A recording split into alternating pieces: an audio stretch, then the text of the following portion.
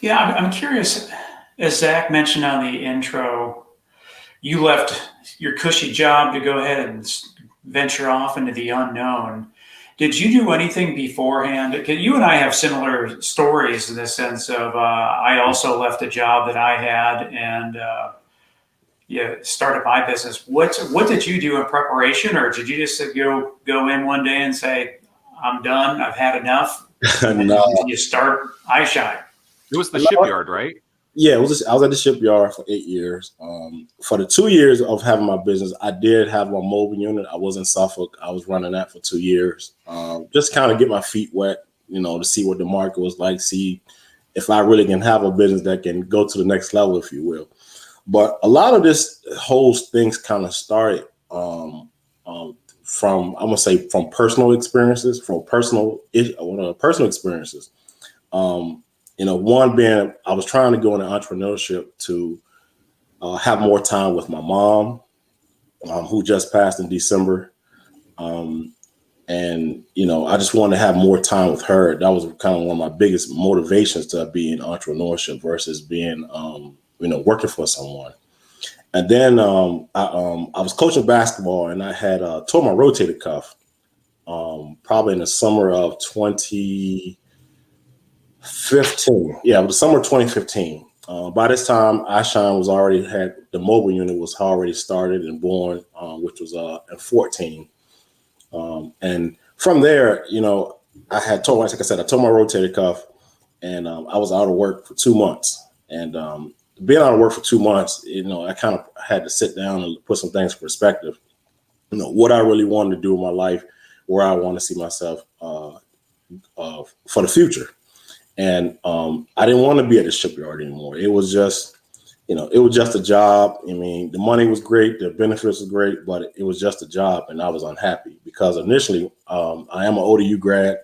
I took engineering to be around cars, but unfortunately, when I graduated college, the Ford motor plant was gone out of Norfolk, so it was just like, hey, I always loved cars. Was the look, feel, smell, you name it. I just always wanted to be around cars. So being out of work allowed me to see that I really want to get back around cars, and I took some time off and I had read this book by T.D. Jakes, and it was one of those things. If I don't start this business now, I'll never know what it would be like to really start if I don't start now.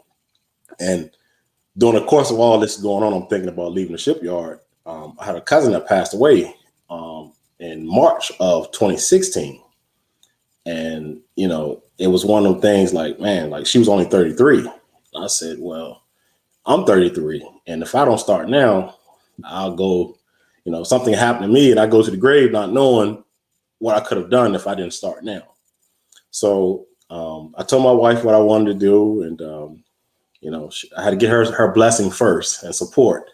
And her goal was, hey, I want to move to Williamsburg anyways, but I was trying not to. I was going to risk run my mobile unit in Suffolk, and so she was like, well, if you want to, I want to get back close to mom. I want to have more kids, and we end up having one more. That's it. But being able to allowing her to see the space that was available. So I just made a phone call, and next thing I know, here we go. iShine is born. So It's Yeah, I remember going to that ribbon cutting.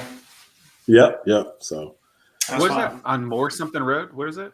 Mooretown. Been directly involved within our entrepreneurial community for years. And the most common question I get is, Tim, I want to get involved, but I don't know what events I should attend. Well, StartWheel eliminates that pain point because we consolidate all the events you should attend into a single calendar. Now you'll be in the know and see where to spend your time. Gone is the need to search multiple websites and calendars. Just head to startwheel.org and see for yourself. That's startwheel.org.